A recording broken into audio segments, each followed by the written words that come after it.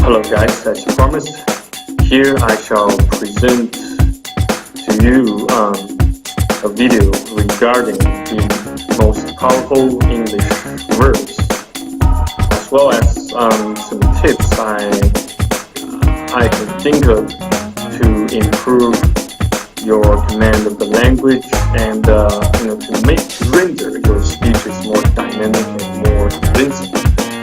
Okay, so here we go.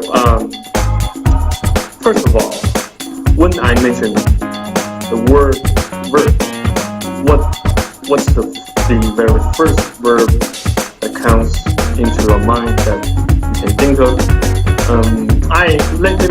Let me make a wild guess. Probably it's can, cannot, could not, and need, get, etc. So first of all, let's talk about the word get. So what can we get from talking about the word get? By receiving something, you can say that you get something, and also you can say that you get to know someone, which means you acquire the opportunity to know someone, to make acquainted, to make yourself acquainted with that person, or to make that person acquainted with you. So the direction it follows, the direction in which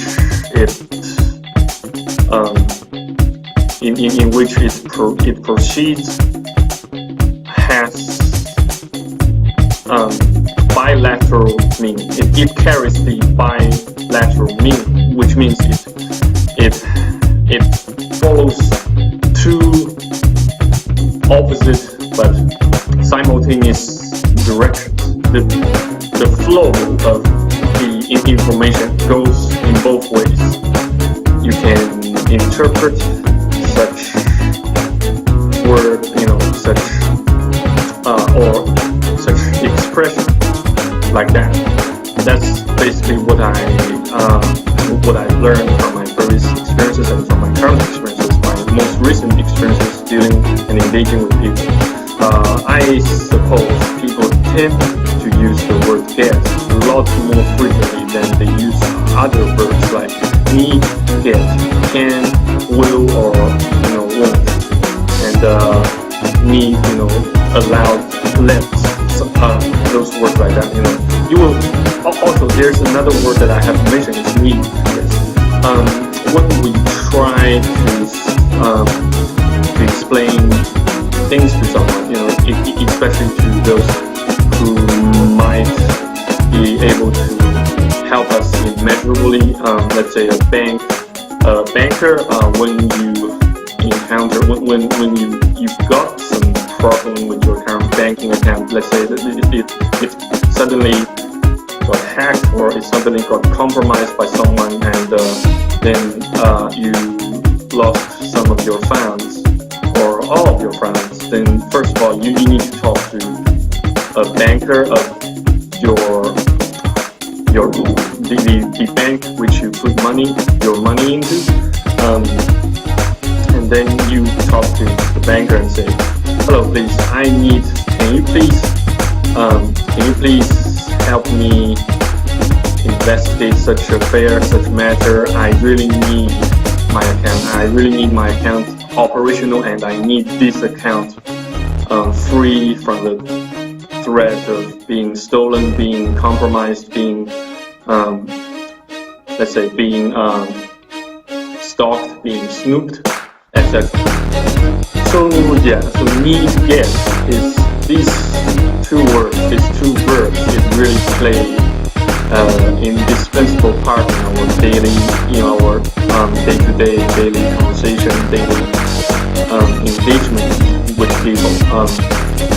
But I don't actually always recommend that you use these two verbs repeatedly and too frequently, because most of the time they always carries the meaning they almost always carries the meaning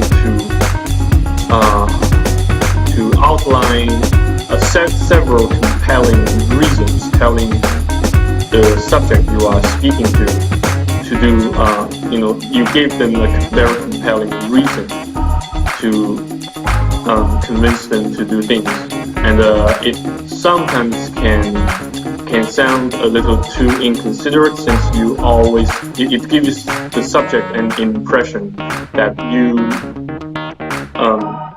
the person who is speaking to the subject, kind of inconsiderate and kind of selfish, always thinking for him or herself.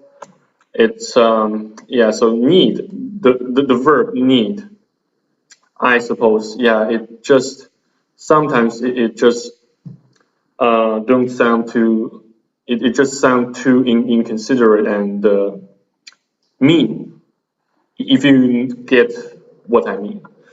And get, how often should you use this verb? How often should you use the verb as get? I suppose most of us tend to use get a lot. Yes, and get, it can also occur to sentences which have passive tenses. Let's say passive meanings. You can say that you tend to get upset by something. Let's say you tend to get significantly or considerably upset by bad grades. By bad grades you achieve after final exams at uni, and you tend to get upset by those people who are not thoughtful, who are usually very careless. That sort of thing. Yeah. So get, it's and most of the time, get, it's way too generic. It doesn't actually imply much of the specific process of how it's done, how it happened. Get, it just, when you say you tend to get like when you tend to get upset, when you tend to get inspired, you don't usually mention how such thing occurred and how event one happened to cause you think that way, or to cause you to do event B, or cause event B to happen. It doesn't really imply much of the causality, much of the underlying reason that something happened followed by another thing happened, and so on, so forth. That's what I think. Yeah, if you guys get what I mean. Okay, and last but not least, here I like to mention, I like to mention some of the extracts I managed to acquire from certain texts, like the codex of the video game Mass Effect trilogy. From pretty much throughout the entire trilogy, it has the codex named Proofing. Let me try to memorize the text of the codex. Is 50,000 years ago, the Protheans were the only spacefaring species in the galaxy. They vanished in a swift galactic extinction. Only the legacy of their empire remains. They are believed to have built the mass relays and the citadel, which have allowed numerous species to explore and expand throughout the galaxy. Prothean ruins are found on worlds across the galaxy, while surprisingly intact for their age. Functioning examples of Prothean paleotechnology are rare. Time and generations of looters have picked their dead cities and derelict stations clean. Some believe the Protheans meddled in the evolution of younger races. The Hanar homeworld of Karji, for example, showed clear evidence of former Prothean occupation. The presence of former Prothean observation posts on Mars have caused a rebirth of interventionary evolutionists among humans. These individuals believe that the god myths of ancient civilizations are misremembered encounters with aliens.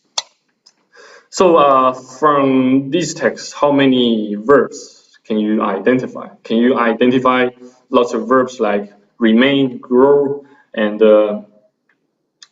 believe or something, so as you can see, once you see the text, once you see some text that contain lots of verbs, it really gives you an image. It really visualizes what really happened, how it happened, and what did the subject or did the object, certain object, do to the subject that caused the subject to react in a certain way.